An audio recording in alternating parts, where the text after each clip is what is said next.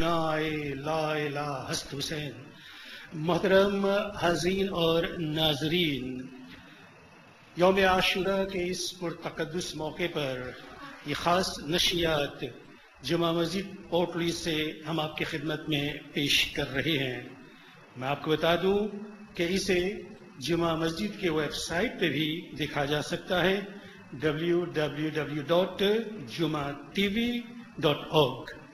اب میں بہت ہی ادب و احترام کے ساتھ جمعہ مسجد کے خطیب حضرت علامہ مفتی محمد اسحاق قادری رضوی دامت برکاتہم عالیہ سے ملتمس ہوں کہ وہ اپنے عالمانہ نورانی عرفانہ بیان سے ہم سب کو مستفیض فرمائیں۔ نعرہ تکبیر کے ساتھ نعرہ تکبیر، نعرہ تکبیر، نعرہ تکبیر، نعرہ رسالت، نعرہ رسالت، نعرہ رسالت۔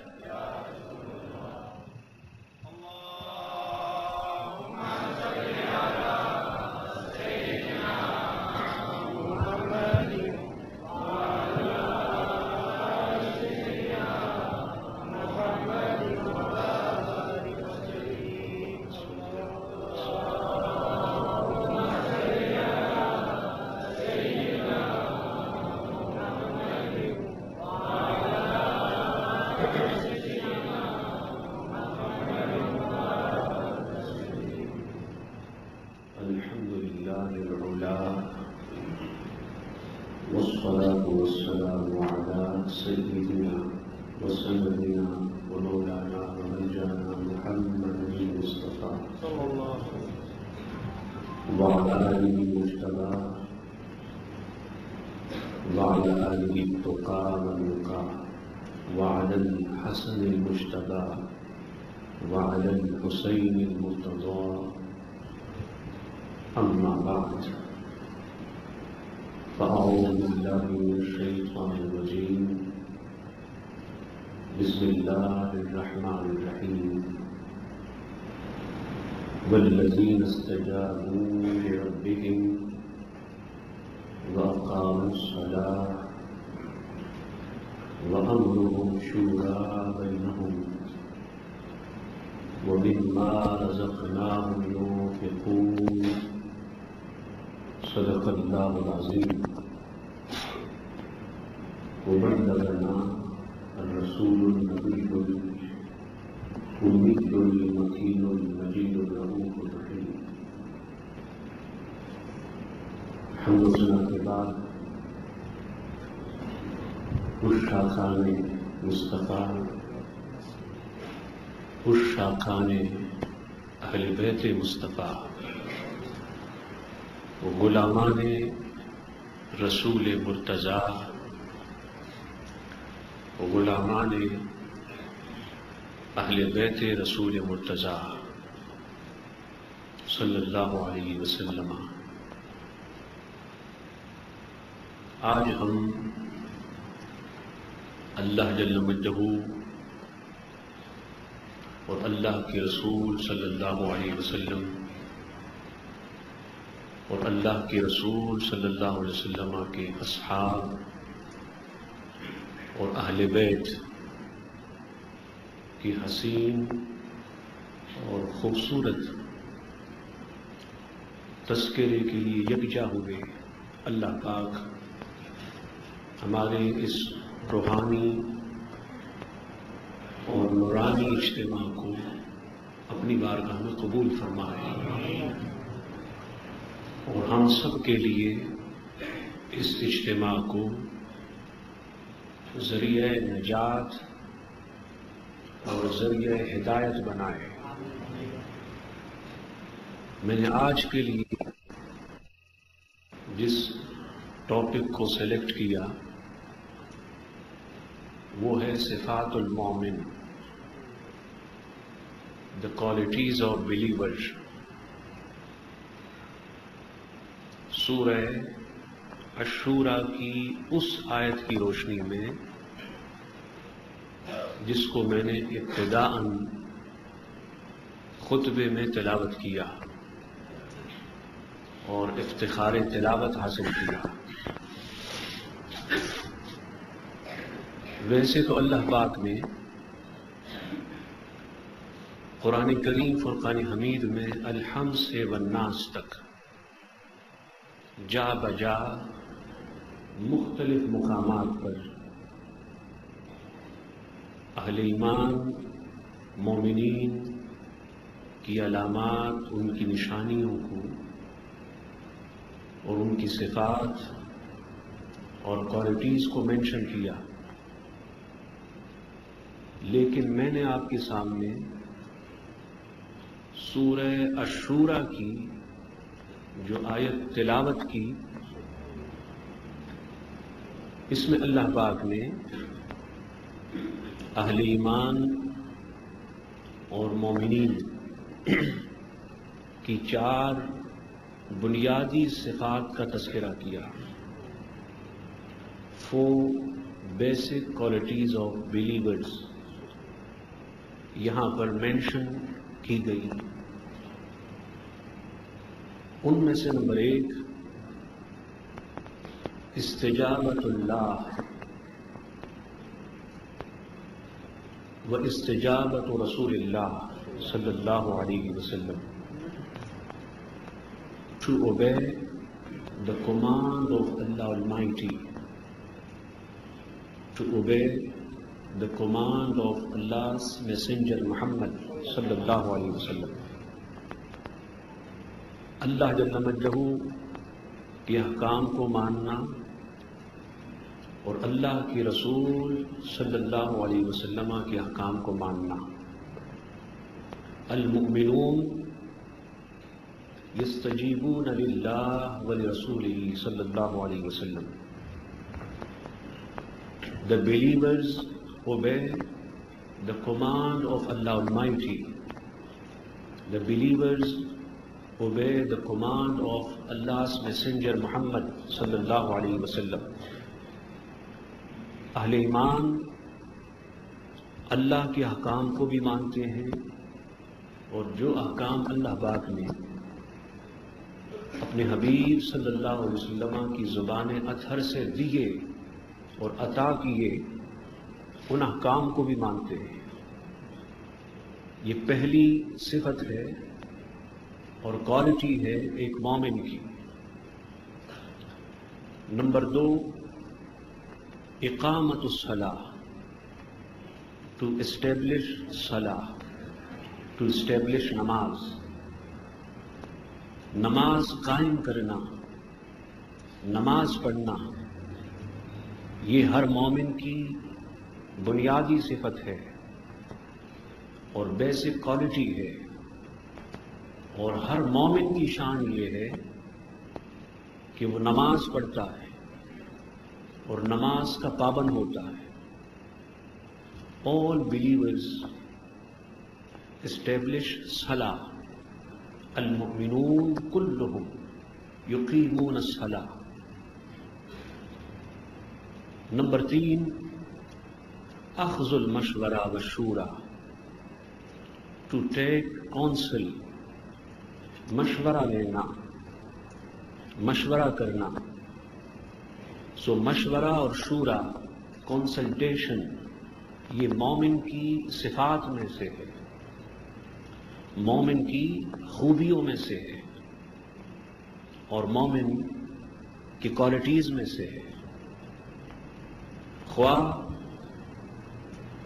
سوشل ایشوز ہوں یا پولیٹیکل ہوں، یا پھر اس کا تعلق اکنامک سے ہو، یا وہ اسپریچول ایشوز ہو، مومن اپنے کام باہم شورا سے طے کرتا ہے، باہم کنسلٹیشن سے وہ اپنے کام انجام دیتا ہے، اور مشورہ حضور علیہ السلام کی اور حضور علیہ السلام کے صحابہ کی سنت بھی ہے۔ سو یہ مومن کی شان ہے۔ اور نمبر 4 انفاق فی سبیل اللہ، to spend in the way of Allah Almighty. اللہ کی راہ میں دینا, اللہ کی راہ میں خرچ کرنا, اللہ کی راہ میں نثار کرنا, اللہ کی راہ میں لٹانا, یہ مومن کی شان ہے اور مومن کی بنیادی صفت ہے. جب ہم یہ 4 نشانیاں اللہ جل مجدہ کی رسول صلی اللہ علیہ وسلم میں دیکھتے ہیں تو حضور علیہ السلام اس اور ان 4 نشانیوں کے عملی تفسیر, پریکٹیکل کومنٹری ہیں. پھر آقا علیہ السلام کے بعد جب ہم صحابہ کو دیکھتے ہیں تو صحابہ کرام رضوان اللہ تعالی علیہم اجمعین میں سے ہر ایک میں یہ صفات اور یہ خوبیاں موجود ہیں. پھر جب یہ 4 نشانیاں ہم اہل بیت میں دیکھتے ہیں تو اہل بیت میں سے اہل بیت کے ہر فرد میں یہ ساری نشانیاں ہیں. پہلی نشانی جس کو اللہ پاک نے یہاں سے بیان فرمایا کہ والذین استجابوا لربہم, وہ لوگ جنہوں نے اپنے رب کا حکم مانا, جنہوں نے اپنے رب کی بات مانی. علماء نے اس نشانی اور کوالٹی اور اس مقام کے شان نزول میں ریزن فار دی ریویلیشن میں لکھا کہ جب اللہ کے رسول صلی اللہ علیہ وسلم نے انصار کو مدینہ منورہ میں ایمان کی طرف انوائٹ کیا اور ایمان کی طرف بلایا, مدعو کیا اور ایمان کی دعوت اور انویٹیشن انہیں دی, تو انصار نے اللہ کے رسول صلی اللہ علیہ وسلم کی بات پہ لبیک کہا اور وہ دائرہ ایمان میں داخل ہوئے. اب ایک طرف اس آیت کا شان نزول ہے, یعنی ریزن فار دی ریویلیشن ہے, اور ایک طرف یہ آیت اور اس آیت کا معنی ہے. آیت کا معنی یہ ہے کہ والذین استجابوا لربہم, وہ لوگ جنہوں نے اپنے رب کی بات کو مانا. اور شان نزول یہ ہے کہ انصار نے حضور علیہ السلام کی بات کو مانا تھا. وہ حضور علیہ السلام کی بات پر مومن ہوئے, حضور کی دعوت پر ایمان سے منور ہوئے اور ایمان سے مشرف ہوئے.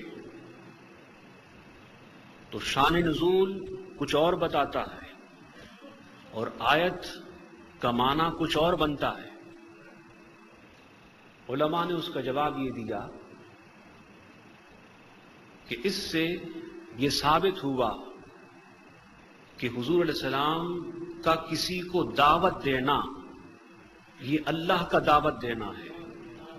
حضور کی انویٹیشن یہ حقیقت میں اللہ کی انویٹیشن ہے. حضور کا کسی کو اسلام کی طرف بلانا یہ اللہ کا اسلام کی طرف بلانا ہے. اور اس کی تائید قرآن کی متعدد آیات سے ہوتی ہے. اللہ پاک نے فرمایا کہ وَمَن يُطِعِ الرَّسُولَ فَقَدْ أَطَاعَ اللَّهَ, جس نے رسول کی اطاعت کی, رسول کے احکام کو مانا, تو تحقیق اس نے اللہ کی اطاعت کی اور اللہ کے احکام کو مانا. اعلیٰ حضرت نے اپنے کلام میں بڑا عمدہ جواب دیا.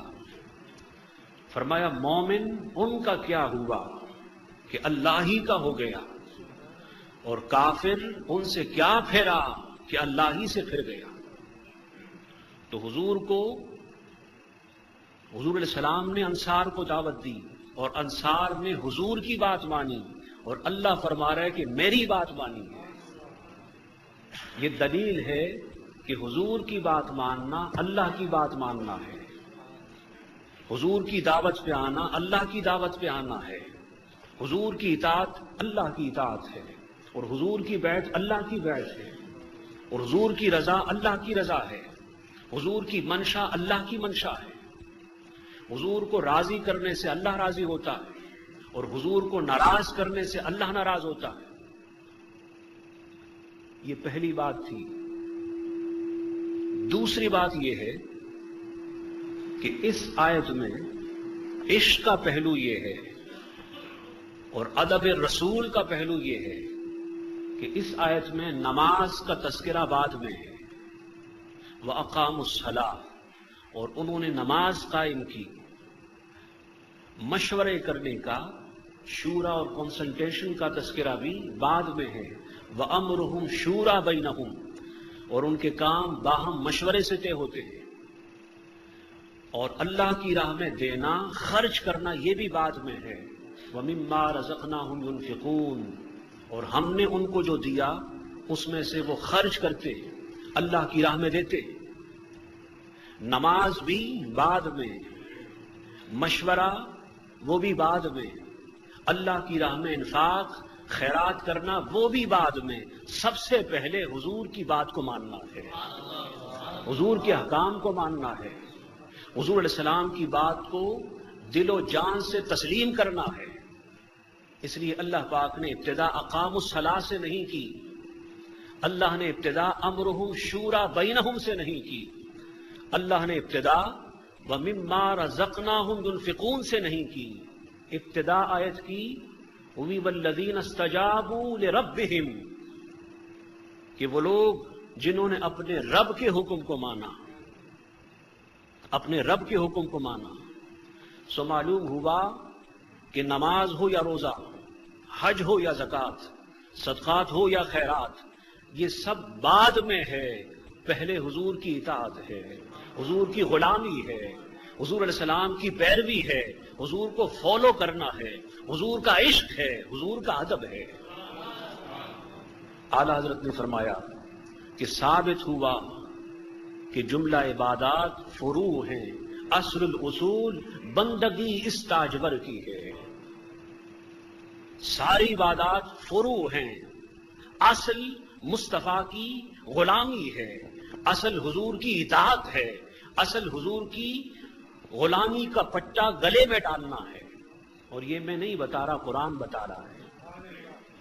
جب آپ اس کا آرڈر دیکھیں اس آیت کا اور اس کی ترتیب دیکھیں تو یہ لاجیکل آرڈر ہے، ایک منطقی ترتیب ہے۔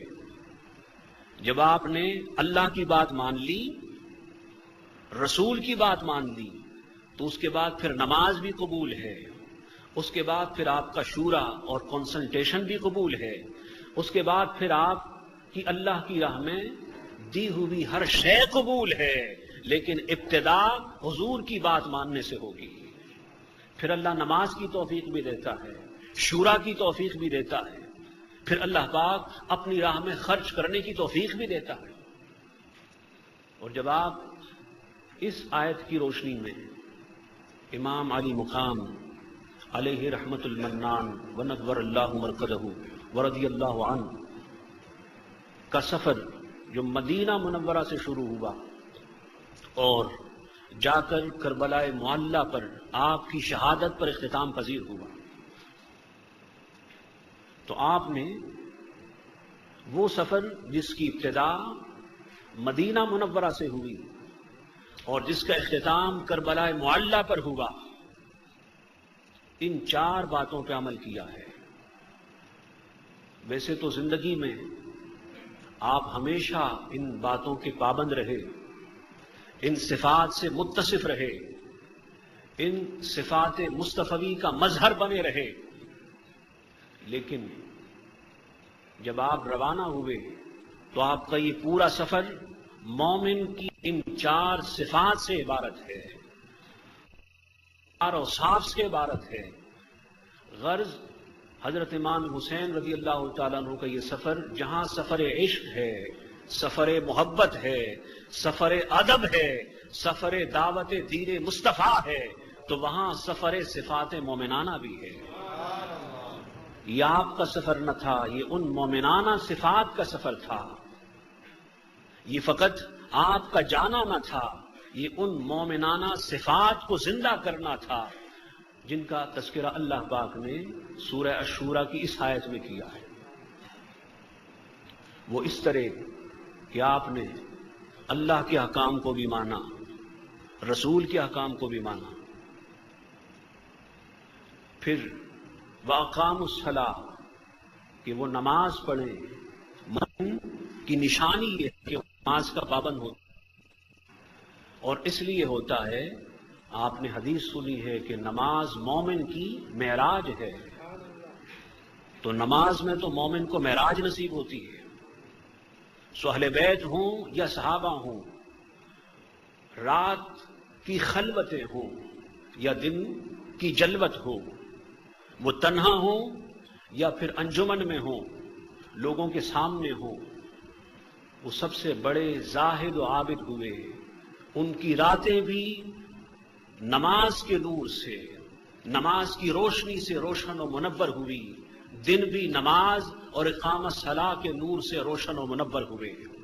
ان کی جلوت میں بھی اقامت الصلاح کا نور ہے، اور خلوت میں بھی اقامت الصلاح کا نور ہے۔ اہل بیت کا ہر فرد نمازی ہے، زاہد ہے، عارف ہے، اپنے زمانے کا بہت بڑا ولی ہے، اور اپنے زمانے کا سب سے بڑا عاشق رسول اور حضور کا باوفا غلام ہے۔ نماز کی پابندی کی، اور آپ جانتے ہیں اتنے پابند کہ جب شہادت کا وقت آیا تو فقط ایک ہی تمنا کی کہ سر سجدے میں ہو۔ اس وقت بھی سجدہ ترک نہ کیا، اس وقت بھی نماز نہ چھوڑی۔ کیوں؟ اس لیے کہ نماز مومن کی معراج ہے۔ تو امام حسین اللہ سے اس حال میں ملے کہ وہ معراج میں تھے۔ اور معراج کیوں نہ ہو، معراج کیوں نہ ہو؟ آپ سنتے ہیں کہ تیری معراج کہ تو مقام دنا و ادنا تک پہنچا، شعر بدل دیا میں نے، تیری معراج کہ تو مقام دنا و ادنا تک پہنچا، میری معراج مصطفیٰ کہ میں تیرے قدموں تک پہنچا۔ وہاں سجدہ بھی تھا اور مصطفیٰ نانا جان کے قدمین طیبین بھی تھے، معراج نماز بھی تھی اور معراج مصطفیٰ بھی تھی۔ تو نماز کا یہ عالم ہے۔ اور آپ سنتے ہیں کہ نہ بیت اللہ میں، نہ بیت اللہ کے دیواروں کے سائے میں نماز عشق ادا ہوتی ہے تلواروں کے سائے میں۔ اللہ پاک نے فرمایا وَأَقَامُوا الصَّلَاةَ نماز قائم کریں۔ ایک نماز آپ کی نماز ہے، مسجد کی نماز ہے، جہاں آپ سکون میں ہیں، اطمینان، امن اور پیس میں ہیں، کوئی خطرہ نہیں، کوئی خوف نہیں، کوئی ڈر نہیں۔ اور ایک وہ نماز ہے جو تلواروں کے سائے میں ہے، دشمن ہے، مخالف ہے، معاند ہے، تلواریں ہیں، نیزے ہیں، سب کچھ ہے، لیکن پھر بھی سر اللہ کے سجدے میں ہے۔ اس لیے ہے کہ آپ کی نماز الگ ہے، حسین کی نماز الگ ہے۔ آپ کی نماز ایک مومن کی نماز ہے، اور حسین کی نماز ایک مومن عاشق کی نماز ہے۔ یہ نماز عبادت ہے، وہ نماز عشق ہے۔ تو فرمایا وَأَقَامُوا الصَّلَاةَ نماز اس حال میں بھی قائم کرتے ہیں کہ جب ہر طرف تلوار کے سائے ہوتے ہیں، ہر طرف دشمن کا خوف و خطرہ ہوتا ہے، اس حال میں بھی وہ نماز قائم کرنے والے ہیں۔ اور اس کے بعد فرمایا وَمِمَّا رَزَقْنَاهُمْ يُنْفِقُونَ جو ہم نے دیا اس میں سے خرچ کرتے ہیں۔ علماء بیٹھے ہیں، جانتے ہیں کہ میں تفصیل میں نہیں جانا چاہتا، نہ تفصیل میں جانے کا وقت ہے۔ یہاں رزق کی بہت بڑی تفصیل ہے، پھر انفاق کی بھی بہت بڑی تفصیل ہے۔ میں رزق کا معنی فقط رزق کرتا ہوں، اور انفاق کا معنی خرچ کرنا کرتا ہوں تاکہ آسان ہو جائے۔ وَمِمَّا مومن کی ایک نشانی یہ ہے کہ جو ہم نے اس کو دیا اس میں سے خرچ کرتا ہے۔ اب سب کچھ اللہ ہی نے تو دیا ہے، مال بھی اس نے دیا، جان بھی اس نے دی، اولاد بھی اس نے دی، وطن بھی اس نے دیا، عزت بھی اس نے دی، شہرت بھی اس نے دی، علم اور معرفت بھی اس نے دی، سب کچھ اللہ نے دیا۔ تو معنی یہ ہے کہ مومن کو اللہ نے جو دیا ہے وہ اس میں سے خرچ کرتا ہے۔ عام مومن مال خرچ کرتا ہے، مال اللہ کی راہ میں دیتا ہے، حسین اپنا بیٹا دیتا ہے۔ عام مومن مال دیتا ہے، حسین اپنا بھتیجا دیتا ہے۔ عام مومن مال دیتا ہے، حسین اپنا بھائی دیتا ہے۔ عام مومن مال دیتا ہے، حسین اپنے جانثار اللہ کی راہ میں دیتے ہیں۔ اور پھر آخر میں عام مومن مال دیتا ہے اور حسین اپنی جان دیتا ہے۔ مولا مال دینا بھی حق ہے، لیکن وہ مومن عابد کی نشانی ہے، مومن عاشق کی نشانی یہ ہے کہ وہ جان دیتا ہے، اور جان دے کے بھی کہتا ہے کہ جان دی ہوئی اسی کی تھی، اسی کی دی ہوئی تھی۔ حق تو یہ ہے کہ حق ادا نہ ہوا۔ اور اعلیٰ حضرت فرماتے کروں تیرے نام پہ جاں فدا، نہ بس ایک جاں دو جہاں فدا، اور دو جہاں سے بھی نہیں جھی بھرا، کروں کیا کروڑوں جہاں نہیں۔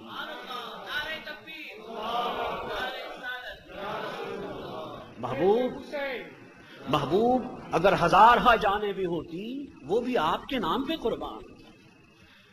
اور میرا وجدان کہتا ہے کہ فقط ایک علی اصغر نہیں، اگر بال کے ہر بدن سے علی اصغر پیدا ہوتا، حسین کے بدن کے ہر بال سے، زہرا کے ہر بال سے، علی المرتضیٰ کے ہر بال سے علی اصغر علی اکبر پیدا ہوتا، حسین وہ بھی اللہ کی راہ میں دے دیتے۔ اس لیے دیتے کہ وَمِمَّا رَزَقْنَاهُمْ يُنْفِقُونَ، اوروں کے لیے من تبعیض کا ہے، تبعیض کا معنی کچھ دیتے ہیں، اور اہل عشق کے لیے من تبعیض کا نہیں تبیین کا ہے، وہ سب کچھ دیتے ہیں۔ جو تھوڑا دیتے ہیں زیادہ رکھتے ہیں وہ الگ ہیں، وہ مومن عابد ہیں۔ جو سب کچھ دے کر کچھ نہیں رکھتے وہ مومن عاشق ہے۔ ابو بکر صدیق رضی اللہ عنہ کا حال آپ کے سامنے، سب کچھ حضور کی بارگاہ میں پیش کیا، گھر میں کچھ نہ رکھا، سارا سامان حضور کی بارگاہ میں پیش کیا۔ حضور نے فرمایا ما ابقیت لأہلک یا ابا بکر، گھر والوں کے یہ کیا چھوڑ کے آئے؟ تو یہ جواب نہیں دیا کہ کچھ نہیں چھوڑا، یہ جواب عاشق کا نہیں ہوتا۔ فرماتے ہیں ابقیت لہم اللہ ورسولہ، محبوب گھر والوں کے لیے سب کچھ چھوڑ آیا ہوں، گھر والوں کے لیے اللہ اور اس کا رسول چھوڑ کے آیا۔ ہم ہوتے تو جواب اور ہوتا، محبوب سب کچھ دے دیا کچھ نہیں چھوڑا۔ نہیں، ابو بکر کا جواب مختلف ہے، اس لیے کہ وہ فقط مومن عابد نہیں، مومن عاشق ہے۔ مومن عابد بھی ہیں، مومن عاشق بھی ہے۔ کہیں مومن عابد کا جلوہ ہے، کہیں مومن عارف و عاشق کا جلوہ ہے۔ کہاں صحابہ کا مقام، کہاں اہل بیت کا مقام، کہاں ہم؟ تو بتا یہ رہا تھا وَمِمَّا رَزَقْنَاهُمْ يُنْفِقُونَ۔ حضرت امام حسین رضی اللہ عنہ کو اللہ نے جو علم دیا وہ بھی اللہ کی راہ میں خرچ کیا، جو مشورہ دیا وہ بھی خرچ کیا، روایت کی جو دولت دی وہ بھی خرچ کی، اجتہاد کی جو دولت دی وہ بھی خرچ کی، یہاں تک کہ جب بات جان کی آئی تو اپنی جان بھی عطا کرتی۔ اور پھر اعلیٰ حضرت کا شعر پڑھ کے اس پہ اپنی گفتگو ختم کرتا ہوں۔ اعلیٰ حضرت فرماتے ہیں کروں تیرے نام پہ جاں فدا۔ حضرت امام حسین رضی اللہ تعالیٰ عنہ، زبان حال کی بات کر رہا ہوں، فتویٰ نہیں لگا دینا، زبان حال سے ان کی زبان پہ یہ کلام و شعر تھا، کروں تیرے نام پہ جاں فدا، نہ بس ایک جاں دو جہاں فدا، کروں کیا کروڑوں جہاں نہیں۔ میرے آقا مولا کروڑوں جہاں ہوتے وہ بھی تیرے نام پر نثار ہوتے، وہ بھی تیرے نام پر قربان ہوتے۔ تو بتا یہ رہا تھا کہ مومنین کاملین کی ساری نشانیاں اور مومنین کاملین کی ساری صفات حضرت امام حسین رضی اللہ تعالیٰ عنہ کی ذات اطہر میں موجود ہیں۔ اللہ پاک ان کی طرح ہم میں بھی یہ صفات مومنانہ پیدا فرمائے اور ہمیں بھی حقیقی مومن عارف زاہد و کامل بنائے۔ وما علینا الا البلاغ۔ ادب سے اٹھیں، حضور کی بارگاہ میں صلاۃ و سلام پیش کریں۔